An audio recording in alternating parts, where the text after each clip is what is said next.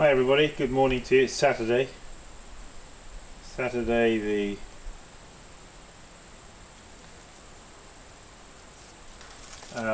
what is the day? I think it's the 25th, I'm not sure. 25th of October. Anyway, I'm just here, some of these pestles and mortars on the little warming tray, which of course I've disconnected and I brought out here into the sunshine because it's such a fantastic day, and in fact I've got some more to bring out. But before I do that, I just want to show you something that I'm doing with those double vegetable bowls, because I've just got to that point when I'm ready to put the hole through and lift up the handle. Remember I spoke about that when I made them? So let's turn the camera around and head over there to where the wheel is, and I'll show you what I do. Let's see. Okay. All right. We'll start there anyway. Maybe we'll change it. The position.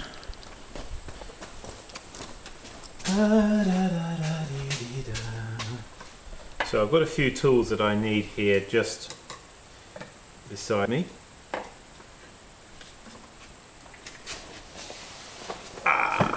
So as you can see, I've got my banding wheel here because you really want to do this on a banding wheel.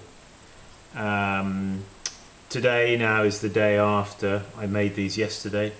They're still soft, and you can see I can actually still move them. Of course I have to take care when moving them at this stage that I don't jeopardize this joint, which is joined just by pressure. So long as they don't move too much, they'll be okay. Okay, so I take it and I put it here on the banding wheel. Now basically, I've got some more of these that I did. Oh, I think they're in the kiln. Yeah, they're packed in the kiln. Remember, but anyway, there are some of these that I did with the little strap handle. I know there's some over here, some smaller ones that are in bisque state. I'll just grab one just to show you. There's the little ones like that with... Oh, I've got glaze on. Didn't see that. I've glazed them.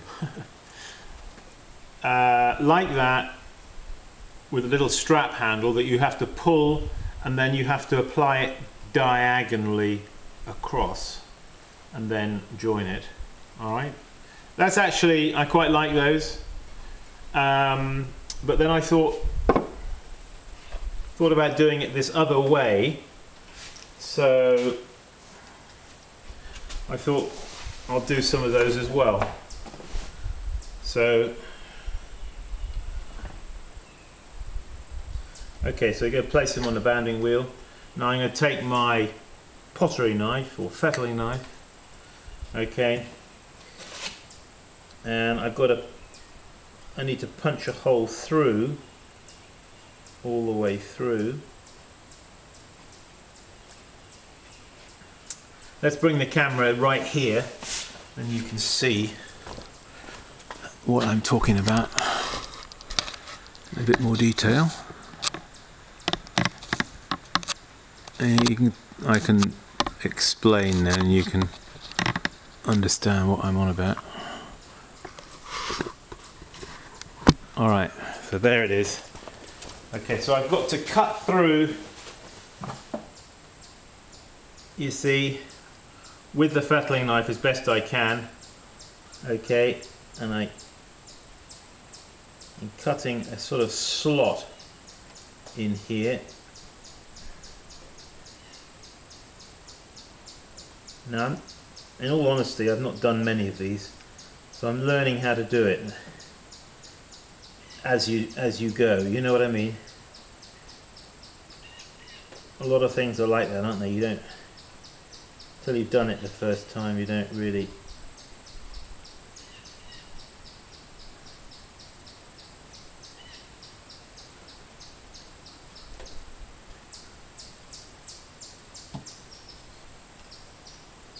Alright, so taking out the piece there in the middle.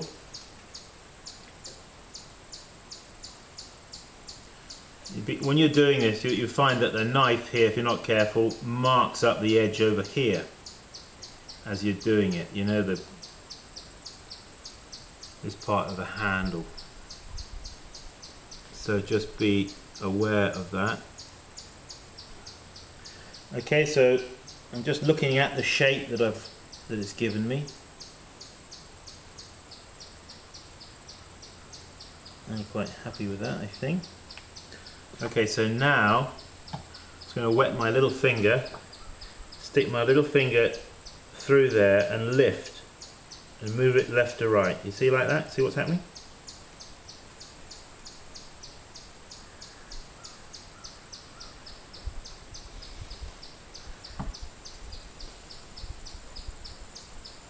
Giving us a nice little handle.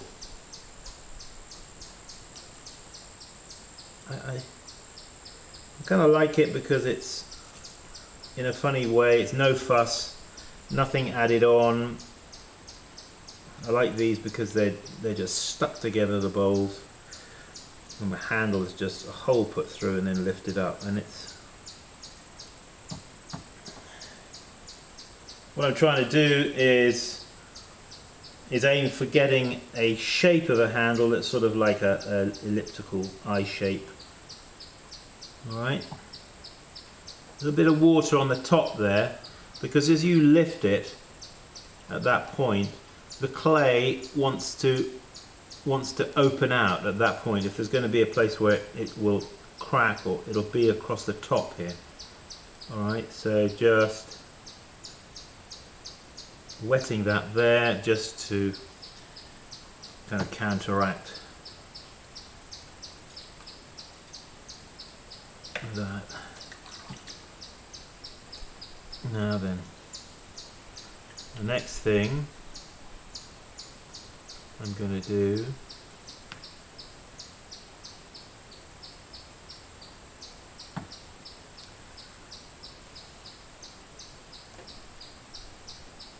taking my chamois leather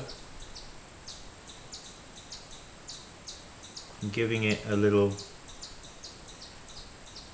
going over, as you can see there,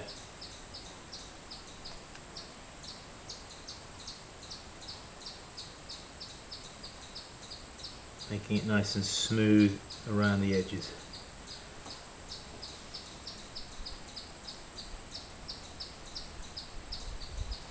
Alright, and that's it.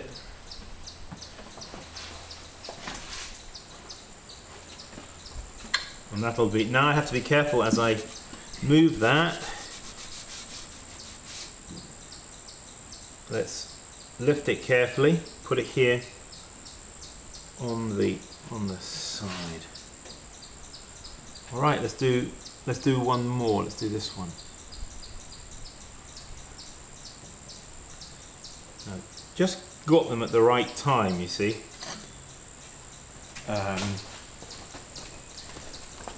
The important thing is to catch them just at the right moment, because obviously what I'm doing, if I do it while they're if I let them go too far over, you know, too dry, I try and lift up that handle, it's just going to crack, isn't it? Okay, so here's another one. I'm going to wet the blade of my knife. Now, anytime you stick a knife into clay and you're going to start doing something, if you just wet the blade of the knife, it enables the blade to cut that much better. It lubricates it, doesn't it? Okay, so choosing my point of entry, which is there, going in like that, and now over, across, and down.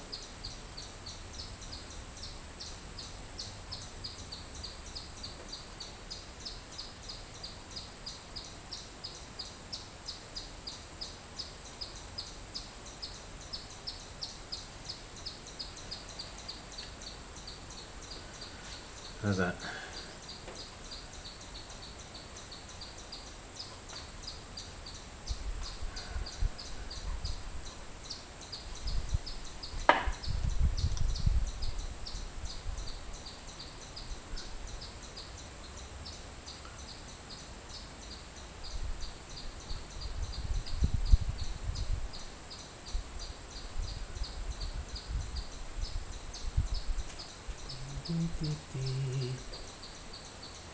Okay, let's wet my finger now. We're going to stick it in and we're going to lift it. You see that? Lifting.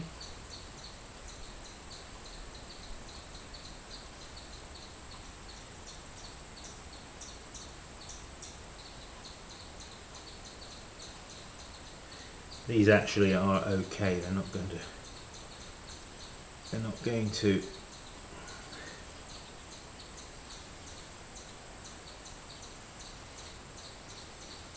now then, let's get that chamois, feed the chamois through.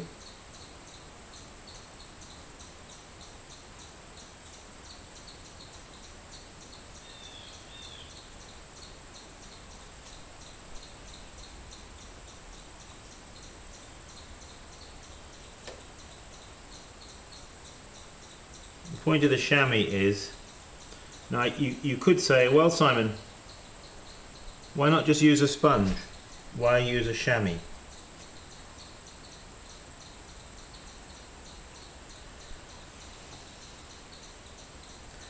There's a good reason for that, actually. It's like somebody recently said to me,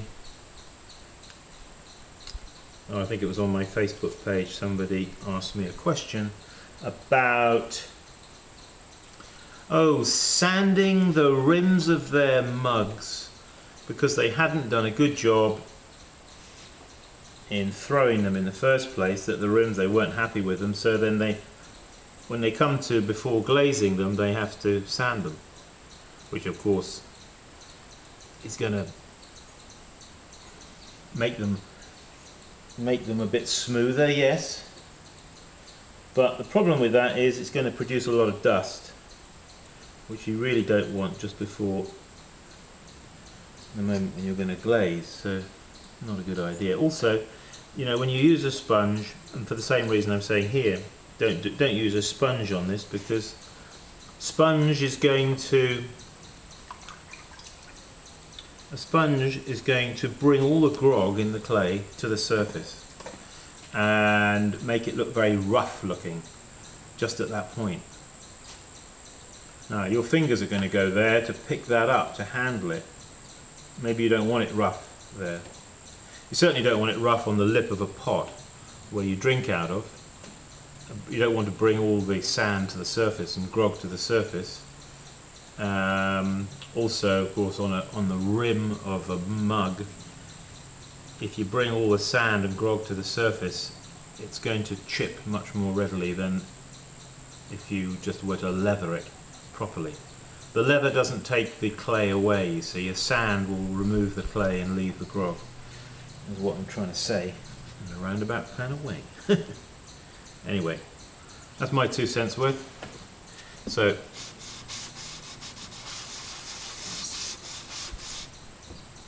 put this back on the board here. Just wiping the board a bit. All right. So put him back. Got one more here. One more. Let me just pull the camera back a touch now. Just a touch.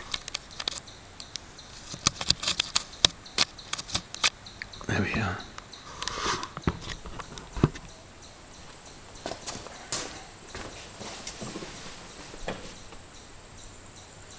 So again, we're going to wet the blade.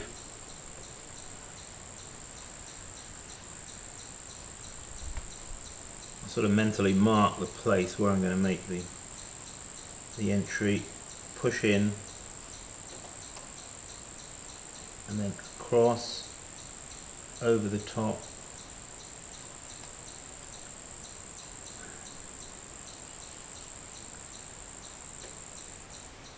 And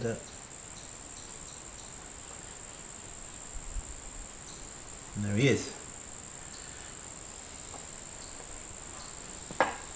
Right, the next thing I do after I cut it is just go over the edges with a wet finger just to smooth it. You see how easy and convenient it is working off a banding wheel, because we can quickly spin it round to the other side, check it, etc. Alright, wet my finger, stick my finger in there and lift up in the middle. Like that. Okay. So now we get the leather. You see, as we practice this, we get faster at it, don't we?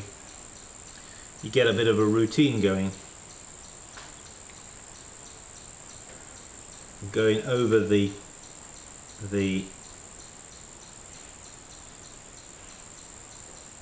sharp edge that I've created with the knife, and rounding it off, you see. And that's it.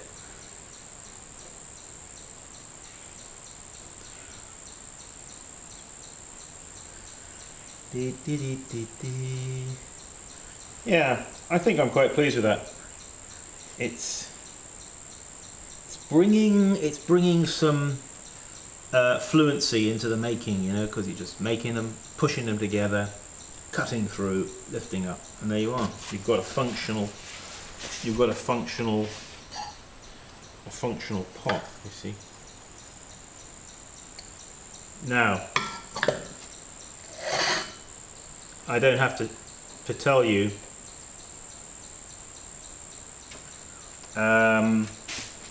what a pot like this could be used for, do I? Because you automatically, when you see it, you immediately think of uses for it. You see, those are the best kind of pots, aren't they? The pots that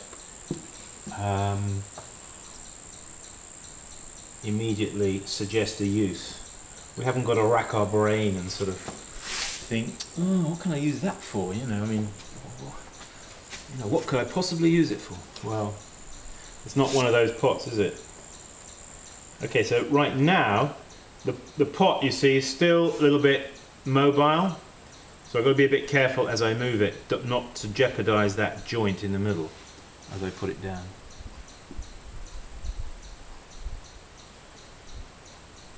So, there we are. Yeah.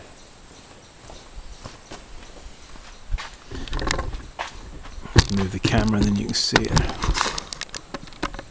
There you are. Now the ones on the left, the first one I did on the left over that side there, when I look at it and I look at the latter ones I've done, the first one or two are not so good.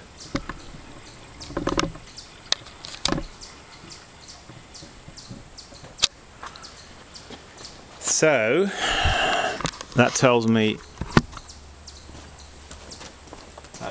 one thing, that I've got to practice. And that actually, by repeating and practicing, you do improve without question. So keep practicing. That's the secret. See you soon. Bye bye.